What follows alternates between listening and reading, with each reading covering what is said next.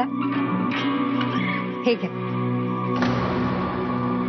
काय आहे? तुमच्या जमिनीचे कागद, दिवाळीची भेट म्हणून.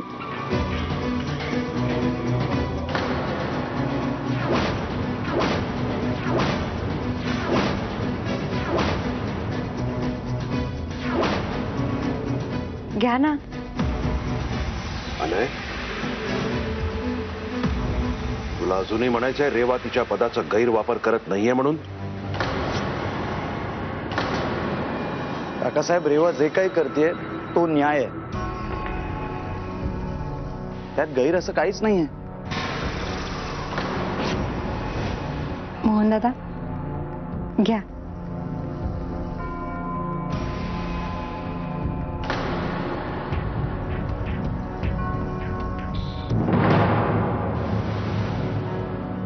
रेवाताई, खूप मोठी गोष्ट करताय तुम्ही. इतकं नाही करत कुणी कुणासाठी. जिथे तुमचं काम सुरू होणार होतं, ज्या जमिनीवर तुमचा प्लांट उभा राहणार होता, ती जमीन तुम्ही मला परत देऊन टाकताय, तुमच्या हातातून सगळं घालून. कारण तो तुमचा हक्क आहे. रेवाताई, भावाचा हक्क म्हणून मलाही एक गोष्ट करायची. ही जमीन ओवाळणी म्हणून मला तुम्हाला द्यायची.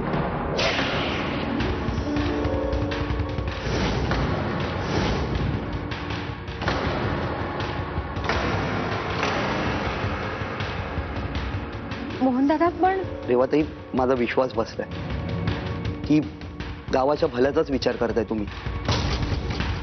तुम्ही आणि अनयराजे मिळून जे कराल ते खरंच चांगलं कराल. घ्या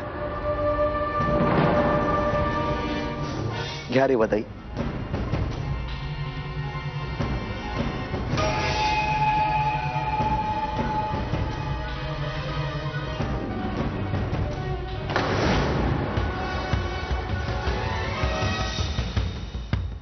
साहेब, मागचं काही आठवतंय का? मागे जे घडलं होतं तसंच काहीसं आत्ता घडतंय. मागे या वाड्याला वाचवायला आपण आला होतात. आज यावेळी ह्या वाड्याला कोण वाचवणार?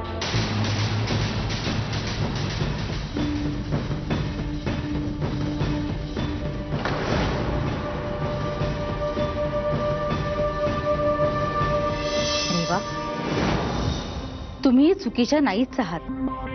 तुम्ही घेतलेला निर्णय हा तुमच्या दृष्टिकोनातून अगदी योग्यच आहे की हो. पण कसं असतं ना, काही गोष्टी करण्याच्या ठराविक पद्धती आहेत आणि त्या आपल्याला मोडायच्या नसतात. त्या आपल्या परंपरा आहेत की हो. पण आऊसाहेब, परंपरेमुळे जर कोणाचं नुकसान होत असेल तर त्या बदलायला नको का? हो, त्या बदलायला तर हव्यात, पण त्यासाठी एकतर्फी निर्णय घेऊन नाही चालत. सारासार विचार करायला हवा. आता अधिकार तुमच्या हातात आहे. निर्णय तुम्हा दोघांना घ्यायचे. हो आऊसाहेब, या सगळ्या गोष्टी मी लक्षात ठेवीन आणि पुढच्या वेळेपासून तुम्हाला सल्ला विचारच आहे. ती वेळच पडणार नाही याची खात्री आहे बघा आम्हाला. आऊसाहेब, तुम्ही सांगितल्याप्रमाणे समधी व्यवस्था केली आहे. गावकऱ्यांनी आणि तालुक्यातल्या बड्या अधिकाऱ्यांनी दिवाळीच्या ज्या भेटवस्तू दिल्या आहेत ना, त्या समधी एकत्र करून ठेवल्या. बर, चला बघूया.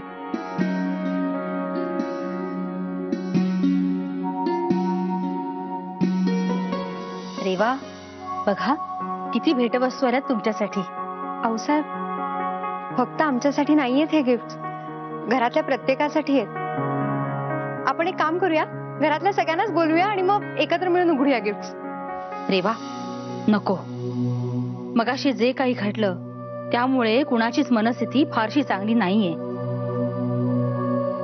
तुम्हीच उघडा हे सगळं. रेवा, आऊसाहेब बरोबर बोलतायत. चल आपणच उघडूया.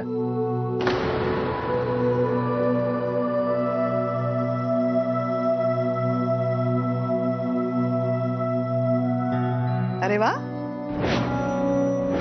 भेटवस्तू उघडण्याच्या कार्यक्रमाला सुरुवात सुद्धा केलीत. काय काय आलंय या वेळेला बघू तरी. अजून एखादी लाख मोलाची वस्तू आहे का, जिची किंमत आम्हाला कळत नाही?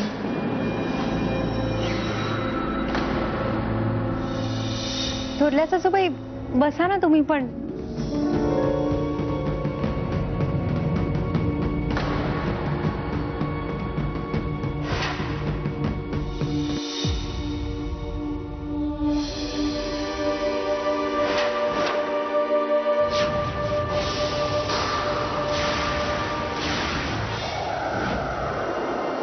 रेवा, काय झालं हो?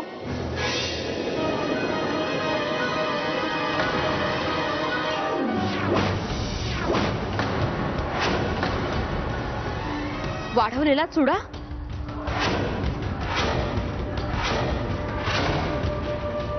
ठेवा तो आधी, ठेवा म्हणते मी.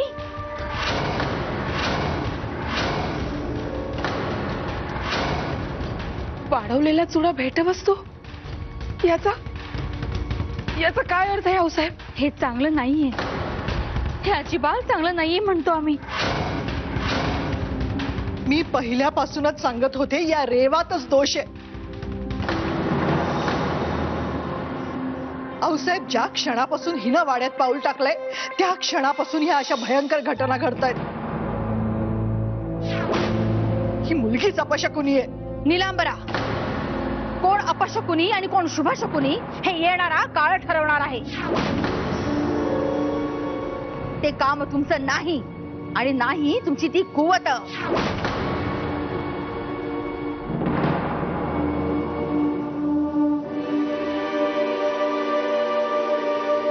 भागा, हे उचला इथून आणि बाहेर फेकून द्या.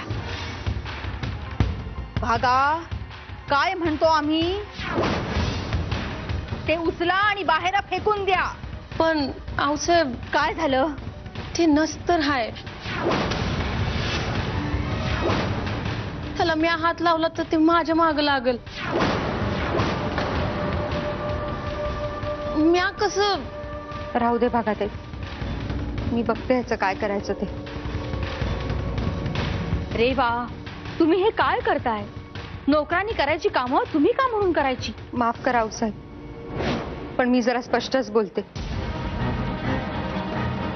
भागात यांचं काम आहे या घरातल्या लोकांची सेवा करणं, पण हे कोणीतरी आपल्याला त्रास द्यायला करतंय. हे माझ्या बाबतीतच घडतंय. ही माझी वैयक्तिक बाब आहे, त्यामुळे ह्याच्याबद्दल काय करायचं हे मीच बघते. पण रेवा, आऊसाहेब, मी आज जी काही बदलली आहे ना, ते फक्त तुमच्यामुळे. तुम्हीच मला समजावलं होतं, बाईच्या सौभाग्यात खूप ताकद असते. आणि आता मलाही जाणवलंय ते. ह्या फुटलेल्या काचांइतकं कमकुवत नाहीये माझं प्रेम. माझ्या सौभाग्यातही खूप ताकद आहे, सावित्रीची ताकद. हा विश्वास तुम्हीच दिला होतात ना मला, आणि हेही सांगितलं होतं की या सगळ्या गोष्टींमधनं मन विचलित करू नका. तसंच आज मी तुम्हालाही सांगते आऊसाहेब, या गोष्टींमुळे तुमचं मन विचलित होऊ देऊ नका.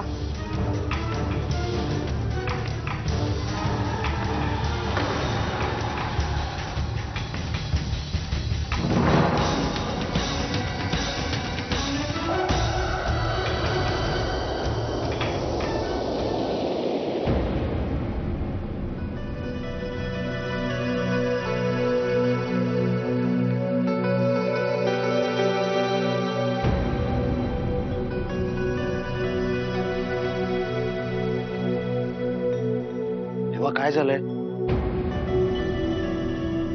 तेव्हा तू ते टाकायला गेली होतीस तेव्हा काही भास वगैरे झाला का तुला? तेव्हा शांत हो, मला सांग काय झालंय. कदाचित अस्वस्थता कमी होईल तुझी.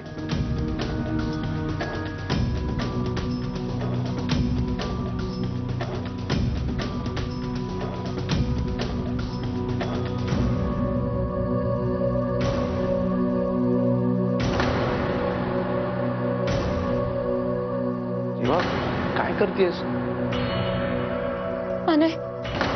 आणि तुला काही झालं तर मी नाही सहन करू शकत. जे काय व्हायचं ना ते मला होऊन जाऊ दे, पण तुला काही झालं तर मी नाही बघू शकत. अनय, रेवा मला काहीच होणार नाहीये, सगळं काही व्यवस्थित होणार आहे खरंच.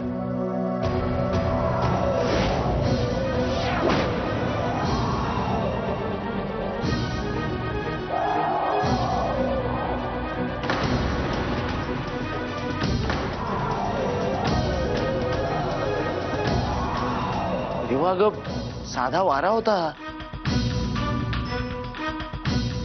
अनय, तुझ्यासारखा माझ्या या गोष्टींवर विश्वास नाहीये. जेव्हापासून त्या शापाबद्दल कळलंय ना, मी खूप अस्वस्थ झाली. मला खूप काळजी वाटते तुझी, मला खूप भीती वाटते. कारण या गोष्टींमुळे जर तुला दुखापत होणार असेल तर मी नाही सहन करू शकत, ते मी नाही सहन करू शकत. अगं रेवा, पण मगाशी तू आऊसाहेबांसमोर काय बोलत होतीस आणि आता काय बोलतेस? मी त्यांच्या समोर असं बोलले कारण त्यांना भीती वाटू नये म्हणून. अनय, या कुटुंबाची जबाबदारी आता माझ्यावर आहे. त्यांना असं वाटायला नको की या सगळ्या प्रकरणामुळे मी खूप घाबरले, म्हणून मी हे सगळं बोलले त्यांच्या समोर. पण खरं सांगायचं तर मी खूप घाबरले. अनय, मला खूप भीती वाटते या सगळ्याची. रेवा अगं, कदाचित इथे येताना त्या बॉक्समध्ये वाटेतच चुडा फुटला असेल. नाही, तसं नव्हतं. हिरवा चुडा म्हणजे बाईच्या सौभाग्याचं प्रतीक असतं. तो चुडा तशा अवस्थेत बघताना मला काय झालं असेल हे तुला नाही कळणार. हे फक्त एका बाईलाच कळू शकतं. पण हे ज्यांनी कोणी केलंय ना, ते मुद्दाम केलंय आपल्याला त्रास द्यायला. मग ते कोणीही असो, एखादी व्यक्ती किंवा अदृश्य शक्ती, मी तिचा सामना करणार.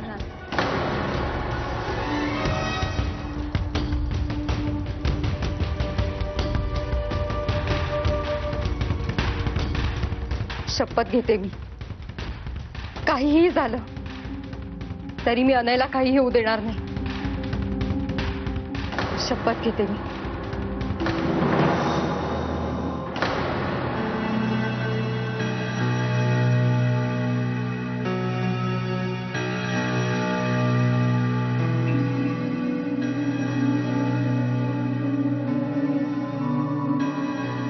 थोरल्या वहिनी सर, पानं वाड्या घेतलीये हे सांगायला आले होते. मला काही नकोय, माझं पोट भरलंय.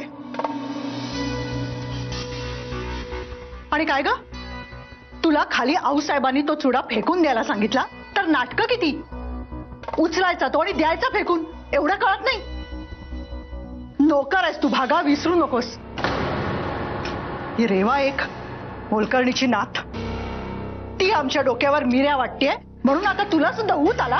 नाही म्हणजे ते काय झालं आई साहेब? व्हायचंय काय?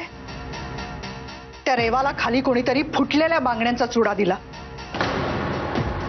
हिला आऊसाहेबांनी तो टाकून द्यायला सांगितला तर आमच्यावरच माज. फुटलेल्या बांगड्यांना एवढं काय घाबरायचं ग? तुझ्या हातातला चुडा नाही वाढत कधी.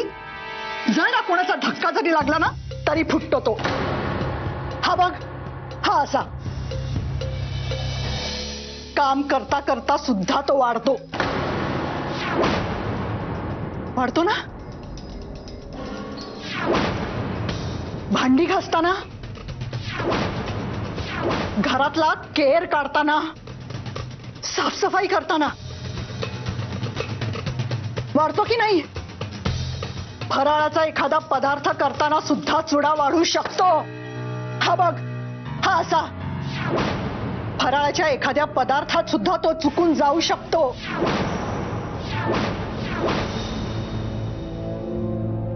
म्हणजे निघ तू, निघ.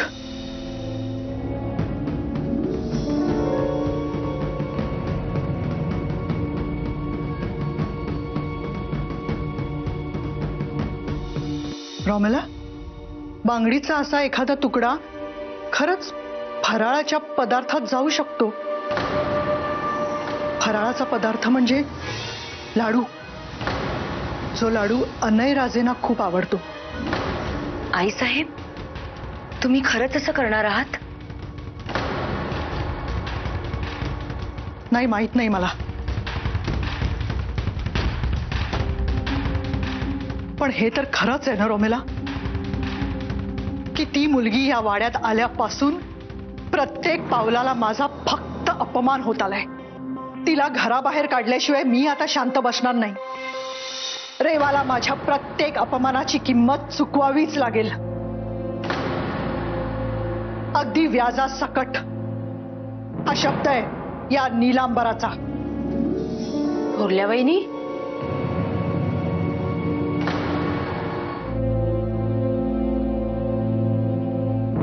काय बोलताय तुम्ही हे? अच्छा, म्हणजे तुम्हाला आमच्यावर हेरगिरी करण्यासाठी ठेवलंय तर? कोणी? आऊसाहेबांनी की तुमच्या त्या नवीन जहागीरदार बाईंनी? तसं काही नाहीये. तुम्ही जो विचार करताय तो माझ्या कानावर पडला आणि म्हणून सुनेची वकिली करण्यासाठी आलात? मला येऊन समजावण्यापेक्षा जरा तुमच्या लाडक्या सुनेला समजावा ना. ती वाड्यात आल्यापासून काय काय घडताय बघताय ना तुम्ही. जरा सांभाळून राहा धाकट्या वहिनी, नाहीतर उद्या ती आपल्या अनय राजेनाच खायची पांढऱ्या पाय. थोरल्या वहिनी, काय चुकीचं बोलले मी? नाही, अशा बघू नका माझ्याकडे. जाऊन जरा शांतपणे या सगळ्यावर विचार करा. या आता.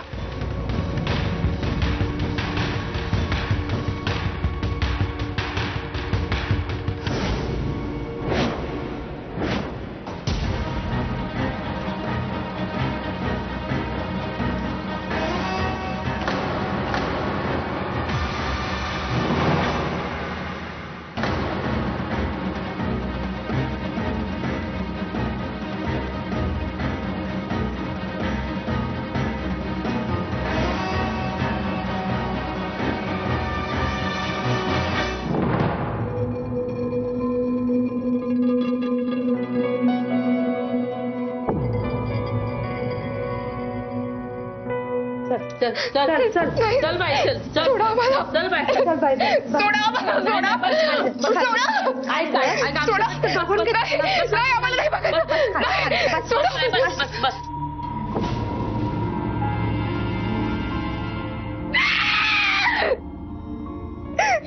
आम्हाला नाही बघायचंय, आम्हाला नाही बघायचं, आम्हाला नाही बघायचं.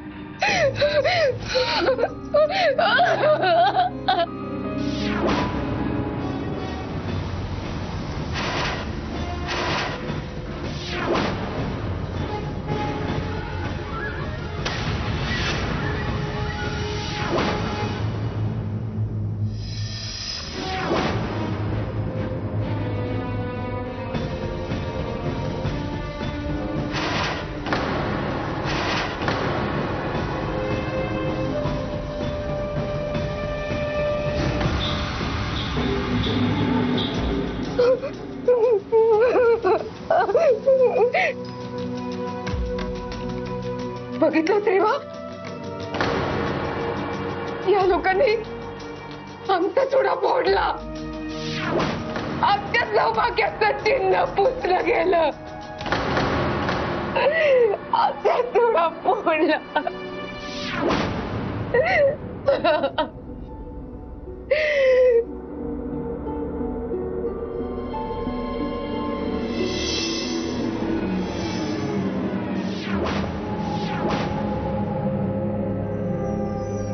रेवा,